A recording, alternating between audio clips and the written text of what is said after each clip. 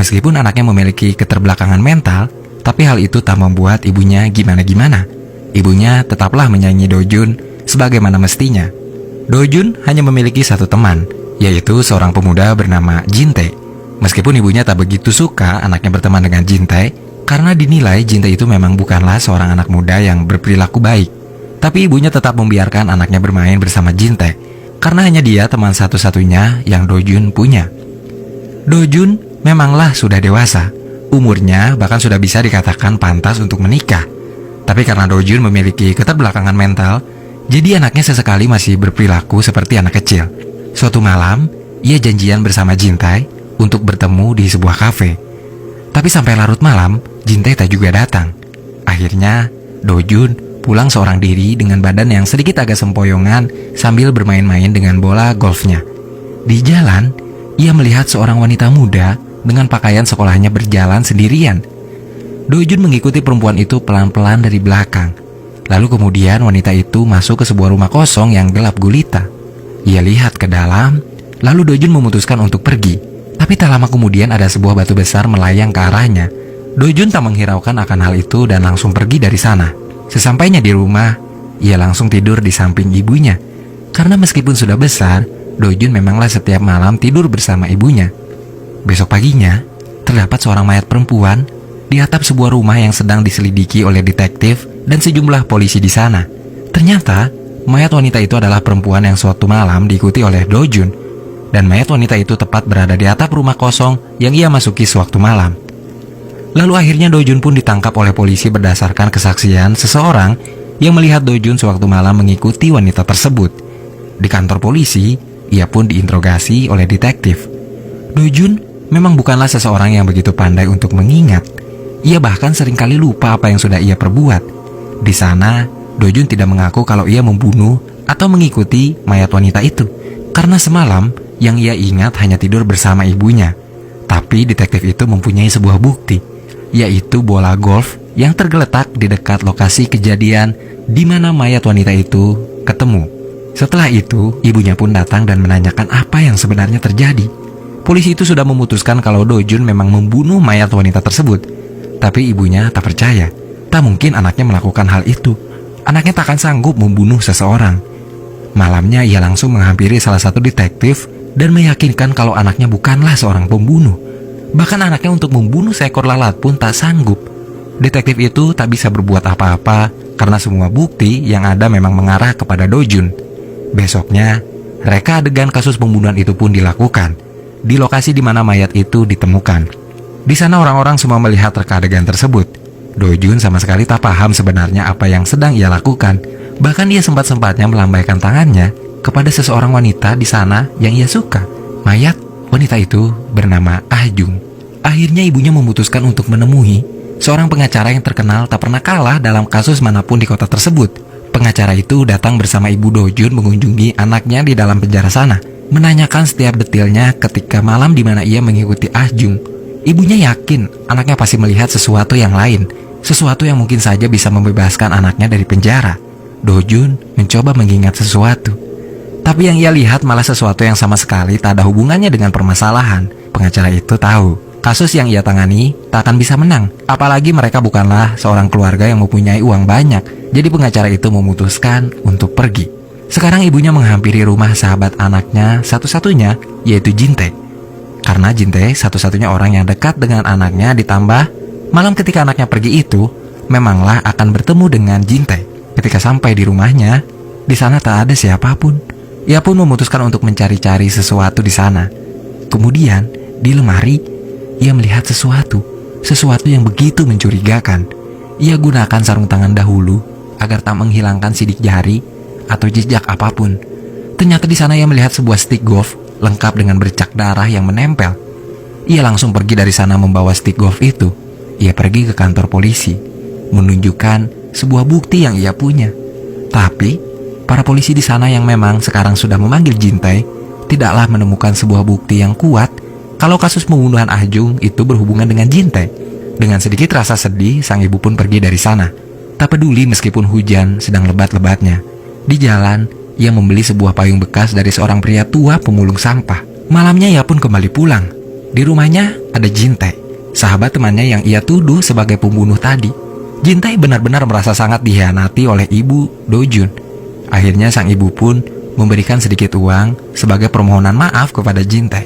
Jintae yakin betul kalau Ah Jung meninggal karena diperkosa. Tapi ada hal yang membuat dia merasa heran. Kenapa mayat Ah Jung ditaruh di atap rumah? Seperti memang pembunuh itu jelas ingin memperlihatkan ke semua orang kalau Ah Jung sudah meninggal. Jadi pasti ada motif balas dendam di dalamnya. Jintae menyuruh ibunya Dojun untuk menyelidiki teman-teman terdekat dari Ah Jung, karena pembunuhnya pasti seseorang yang dekat dengannya. Lalu ibunya pun menjenguk anaknya di penjara dan menanyakan apakah ada sesuatu yang diingatnya atau tidak. Dan juga, jika mengingat sesuatu, jangan bilang kepada siapapun, termasuk kepada polisi. Ibunya meminta Dojun untuk bilang segala yang ia ingat hanya kepada dirinya. Sang ibu mulai bertanya kepada orang-orang yang bersekolah bersama Ah Jung. Tapi di sana ia tak mendapatkan informasi apapun. Suatu malam, ia menghampiri seorang temannya yang bekerja sebagai pencetak foto. Di sana ia meminta temannya untuk mencetak foto Dojun sewaktu kecil. Ketika sedang mengobrol, temannya itu ingat akan suatu hal. Suatu hari, ada 2 orang gadis SMA yang kemudian ia ingat itu adalah Ah Jung sebelum ia meninggal. Waktu itu Ah Jung bersama sahabatnya berbicara tentang suatu foto yang berada di ponsel Ah Jung. Lalu sang ibu pun mencari tahu mengenai sahabat Ah Jung di sekolah. Akhirnya, sang ibu pun mengajak ngobrol sahabat Ah Jung di sana. Tapi ketika sang ibu pergi untuk sesaat, sahabat Ah Jung sudah tak ada di sana. Sang ibu pun langsung mencarinya, yang ternyata sahabatnya di sana sedang diinterogasi oleh kedua laki-laki teman sekolahnya. Kedua laki-laki itu menanyakan tentang keberadaan ponsel Ah Jung. Seperti memang di dalam ponsel itu ada sesuatu yang penting, sesuatu yang dicari-cari oleh semua orang.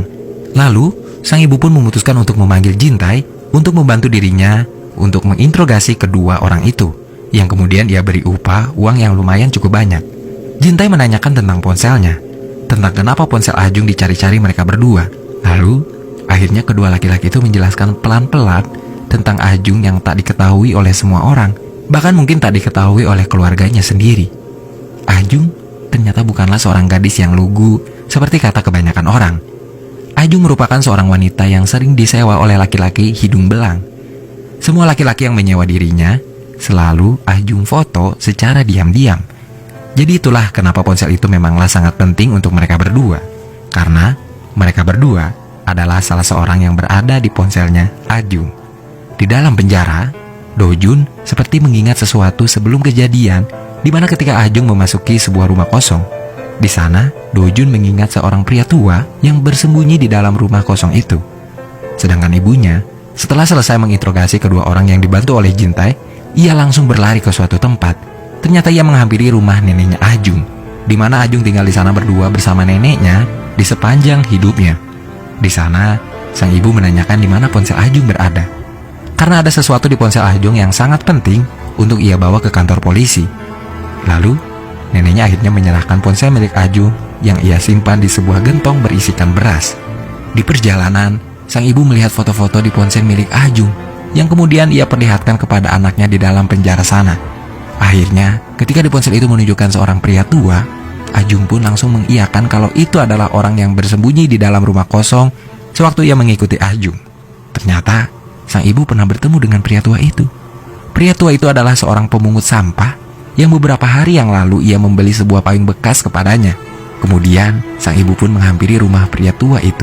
Di sana, ia mengaku kalau dirinya adalah seseorang dari lembaga sosial. Mereka berdua lalu mengobrol tentang kesehatan pria tua itu, yang dimana jantungnya sering terasa sakit belakangan ini. Lalu di sela-sela obrolan mereka, pria tua itu bilang kalau beberapa hari yang lalu ia baru saja melihat sebuah tragedi yang begitu mengerikan, di mana tragedi itu belum ia ceritakan kepada siapapun. Pria tua itu akhirnya menceritakan dengan detail tentang kejadian yang ia lihat. Jadi, suatu malam, ia pergi ke sebuah bangunan kosong yang memang sudah lama ditinggal pemiliknya. Ia memang sering ke sana saat malam tiba, untuk sekedar berselonjoran atau memakan makanannya. Tapi pada saat malam itu, ia melihat ada seorang wanita yang diikuti oleh seseorang yang sangat aneh dari belakang. Ia melihat kalau wanita itu melemparkan sebuah batu besar ke pria aneh yang mengikutinya dari belakang itu. Tapi, sesaat kemudian pria aneh itu melempar balik batu besar yang terkena pas ke kepala gadis itu yang membuatnya langsung seketika tewas. Ibunya tak percaya apa yang pria tua itu katakan, Tak mungkin jika anaknya berani untuk membunuh seorang wanita. Tapi ibunya tahu, pria tua itu berbicara sesuai dengan fakta. Tak ada apapun kebohongan di sana. Seperti ada setan yang lewat, sang ibu pun langsung memukulkan sebuah besi ke pria tua di sana.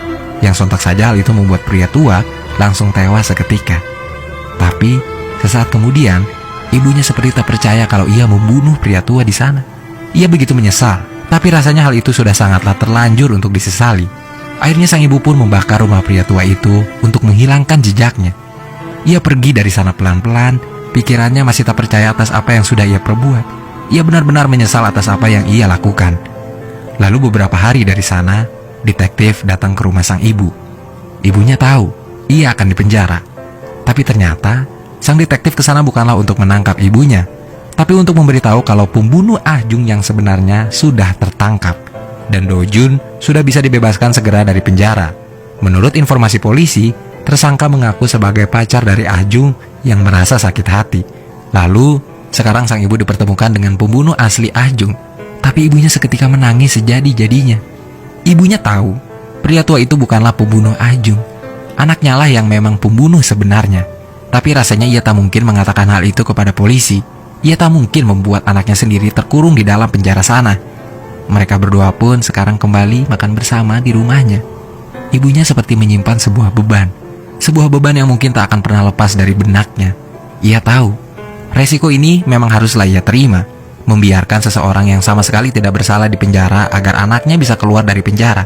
Rasa bersalah itu mungkin akan ia terima sampai ia menutup mata. Mungkin inilah yang terbaik. Memang apalagi kebahagiaan di dunia ini untuk para orang tua, selain melihat anaknya bahagia. Lalu film pun selesai.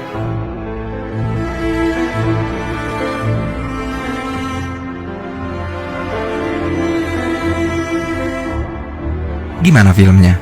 Sebenarnya film ini memang tidaklah serumit film terdahulunya Bong Joon-ho, yaitu Memories of Murder. Tapi, Mother memiliki sisi emosional yang lebih dalam, dan juga tentu saja banyak twist yang tersimpan rapi di dalamnya. Di samping itu juga, kita memang benar-benar bisa merasakan bagaimana kasih sayang seorang ibu tak ada batasnya. Bahkan di saat anaknya berada di posisi salah sekalipun. Jadi mungkin semuanya sudah jelas, di mana si pembunuh gadis SMA itu memanglah Do Jun, bukanlah seseorang yang ditangkap oleh polisi di akhir itu. Dia adalah seseorang yang lain yang tidak ada sangkut pautnya dengan kematian Ah Jung.